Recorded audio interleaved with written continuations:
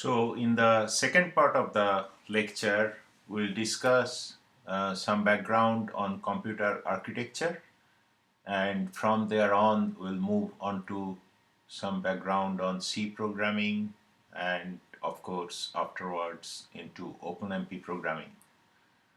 It is very essential to understand the concept of a computer and what actually we do when we run programs on a computer to understand high performance computing in a more in-depth way. So what is a computer? That is our starting point. A computer from our point of view consists of basically two different components. One is the memory or random access memory or RAM, which you can see here.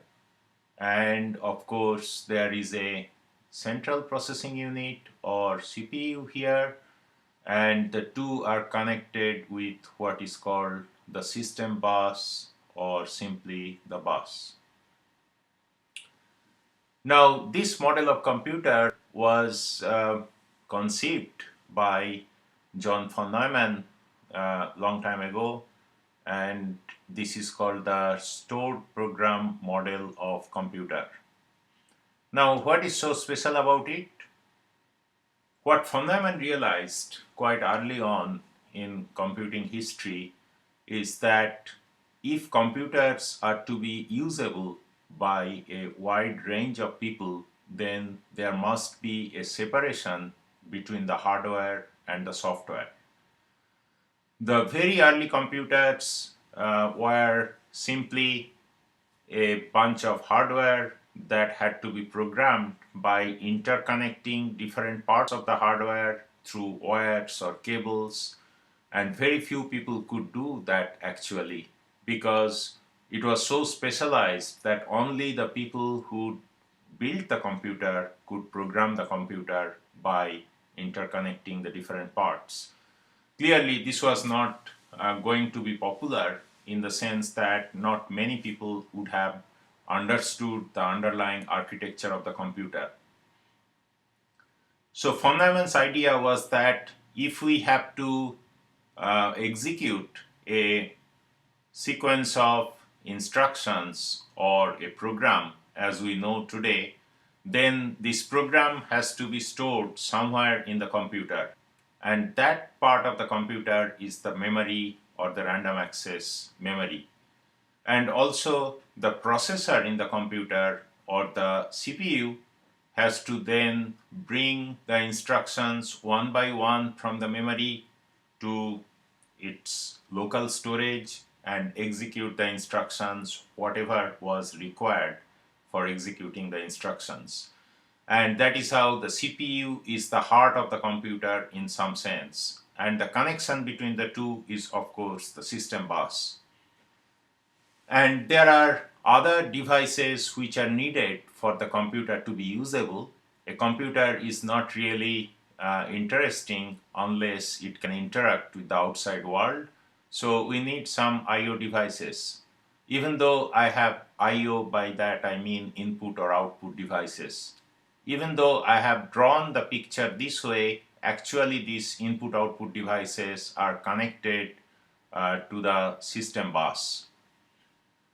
So this is the basic view of computer that we'll work with, and we have to recapitulate what I said just now.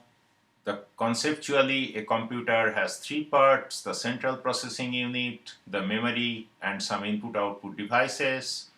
The connection between the CPU and the RAM is called the system bus. For executing a program, it has to be first stored in the RAM and then executed by the CPU. And this is the famous von Neumann architecture. It was first proposed by John von Neumann.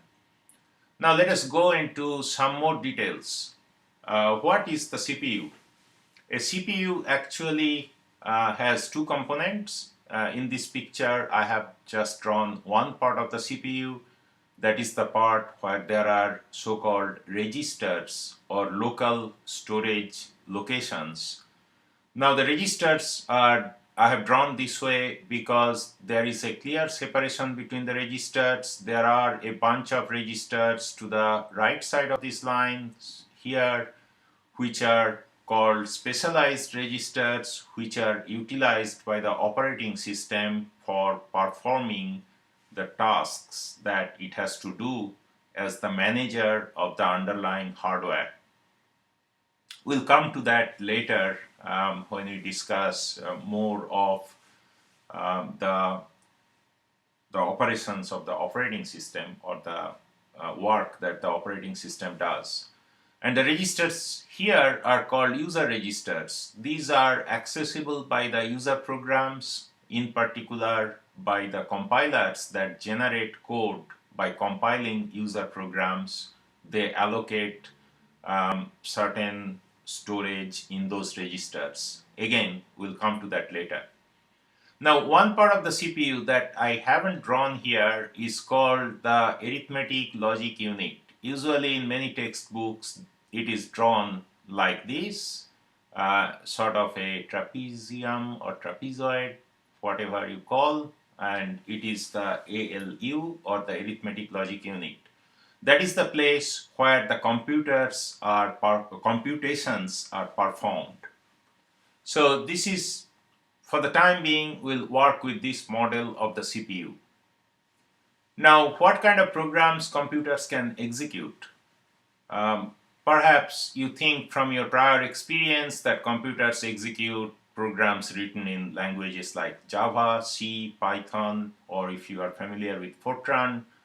However, the reality is a computer, or a specific computer, can only execute programs written in a specific language, which is called the machine language for that particular computer. There is a special program, or there are special programs that are called compilers, that translate a program written in a higher level language like C or Fortran into a machine language program for that particular computer. The situation is a bit more complex than what I just stated. There are languages like Java or Python which are not compiled really, but they are interpreted. Now, at this point, we'll not go into the difference between the two. For the time being, we'll assume that all programs are compiled and then they are run on the underlying machine or on the computer. This machine language program is then stored in the RAM and executed by the CPU instruction by instruction. Now, here is a simple example of a hypothetical machine language program that I just want to show you here to illustrate how a machine language program looks like, or what really it does. This is a program fragment for doing this summation. That is, the right hand side, I am sure you have programmed in some language, so you will understand the right hand side is a plus b, meaning that we want to add two numbers. Let us assume they are integers a and b, and store the result of that computation in the variable a. So these are called variables, if you are familiar with the term. Now, this is of course not an algebraic equation. A is not equal to a plus b. Rather, the meaning is first perform the right hand side and then store the result of that computation in the left hand side. Now, if a compiler translates this into a machine language program, it may look something like this, where you can see these things are called instructions in machine language, the move instruction and the add instruction, etc. And these things are called the operands. For example,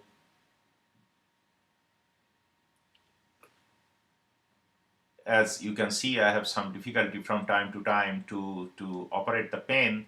So things like A and R1, these are called operands.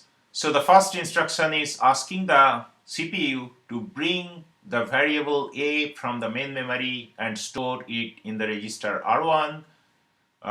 Everything that the CPU does has to be done on the content of the local storage or on the contents of the registers. Similarly, the second instruction is asking the CPU to bring the content of the memory location B from the RAM into the register R2. Then there is an addition operation which adds the two contents of the two registers R1 and R2 and stores the result in R1.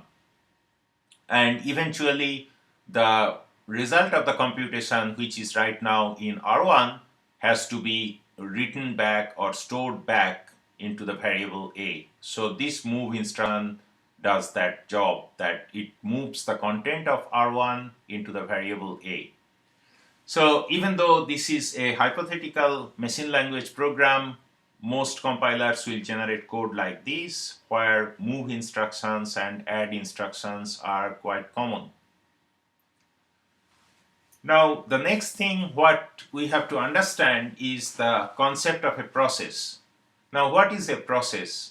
A program is the code. The code you write using some kind of editor. You are writing a C code, and then you are storing by saving the content of your editing session into a file.